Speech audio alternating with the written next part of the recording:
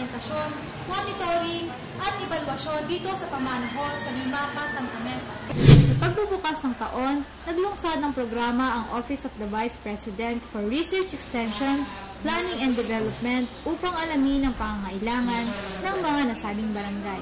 Dinaluhan ito ng kinatawan ng 5 barangay sa buong Santa Mesa na pinangunahan ng opisyales, guro at piling estudyante upang saksihan ang nasabing proyekto. Meron pa yung seminar na ganito na pwede kami matuto ng mga bagay na pwedeng gamitin pang kabuhayan. Simula po lamang ito para sa mga susunod pang proyekto ng saging kaalaman para sa taong ito. Muli, kay Tenang para sa The Observer Flash Conference.